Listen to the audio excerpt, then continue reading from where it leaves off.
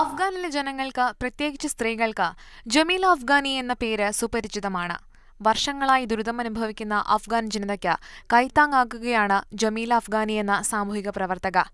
അഫ്ഗാനിസ്ഥാനിലെ സ്ത്രീവിരുദ്ധ നിലപാടുകൾക്കും ശൈശവവിവാഹത്തിനുമെതിരെ ശക്തമായ ശബ്ദമാണ് ജമീലയുടേത്. സ്ത്രീകളുടെ വിദ്യാഭ്യാസാവകാശങ്ങൾ സംരക്ഷിക്കാൻ നെഡ്കോ എന്ന സംഘടനയും ജമീല രൂപീകരിച്ചിട്ടുണ്ട്. മുസ്ലിം സമൂഹത്തിൽ പിറന്നു വീഴുന്ന ഒരു കുഞ്ഞിന്റെ ജീവിതം ആരംഭിക്കുന്നത് മതം അനുശാസിക്കുന്ന നിബന്ധനകൾക്കുള്ളിലാണ്. എന്നാൽ സ്ത്രീകളുടെ വിദ്യാഭ്യാസം സംബന്ധിച്ചുള്ള ബോധവൽക്കരണത്തിന് പദ്ധതിയിട്ട ജമീല സ്ത്രീകളെ ബോധവൽക്കരിക്കുന്നതിനോടൊപ്പം സ്ത്രീകളോടുള്ള സമീപനവും മാറണം എന്നാഗ്രഹിച്ചു. മുസ്ലിം സ്ത്രീകളുടെ വിദ്യാഭ്യാസത്തിനായുള്ള പദ്ധതികളിൽ സ്ത്രീകൾ പങ്കെടുക്കേണ്ടത് അവരുടെ മാത്രമല്ല സമൂഹത്തിന്റെ കൂടി ആവശ്യമാണെന്ന തിരിച്ചറിവ് ആളുകളെ മനസ്സിലാക്കണം. എന്നാൽ മതത്തിന്റെ കെട്ടുറപ്പിൽ ജീവിക്കാൻ ശീലിച്ച മുസ്ലിം സ്ത്രീകൾ മടിച്ചു. മതത്തെയും അധികാരികളെയും അവർ ഭയപ്പെട്ടു. അവിടെയാണ് വ്യത്യസ്തമായ ഒരാശയം ജമീലയ്ക്ക് തോന്നിയത്.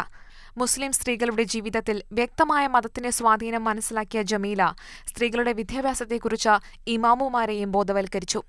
ജമീല നടത്തിയ പരിശീലന പരിപാടിയിൽ മാത്രം 6000-ഓളം ഇമാമുമാരാണ് പങ്കെടുത്തത്. പള്ളികളിലെ പ്രാർത്ഥനകളിൽ പങ്കെടുക്കാൻ പോലും 90കളിൽ സ്ത്രീകൾക്ക് അനുവാദമുണ്ടായിരുന്നില്ല. എന്നാൽ ഇന്ന് സ്ഥിതി മാറിയിരിക്കുന്നു. കാബൂളിലെ 20% പള്ളികളിലും സ്ത്രീകൾക്കായി ഇപ്പോൾ പ്രത്യേക പ്രാർത്ഥനകൾ നടത്തുന്നു. ഇതിൽ ഇമാമുമാരുടെ സ്വാധീനം ചെറുതല്ല. ഇമാമുമാർക്കിടയിൽ വിദ്യാഭ്യാസത്തിന്റെ ആവശ്യകത മനസ്സിലാക്കി കൊടുക്കാൻ കഴിഞ്ഞാൽ സ്ത്രീകളുടെ വിദ്യാഭ്യാസത്തിന് കുടുംബത്തിന്റെ പിന്തുണയും ലഭിക്കും. അച്ഛനെയും ഭർത്താവിനെയും സഹോദരന്റെയും മനോഭാവം മാറ്റിയെടുക്കാൻ കഴിഞ്ഞാൽ സ്ത്രീ ശാക്തീകരണത്തിൽ ഇത് പുതിയൊരു ചുവടുവയ്പാകും. ഇമാമുമാരെ ബോധവൽക്കരിക്കുക കേൾക്കുമ്പോൾ പലരും ഞെട്ടിച്ചുളിച്ചേക്കാം.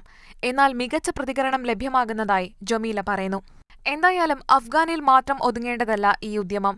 സ്ത്രീ വിദ്യാഭ്യാസത്തിന് അന്ധവിശ്വാസങ്ങൾ തടസ്സമാകുന്ന എല്ലായിടത്തും ജമീലമാർ ഉണ്ടാകേണ്ടത് ലോകത്തിന്റെ ആവശ്യമാണ്. News desk, Mathrubhumi news.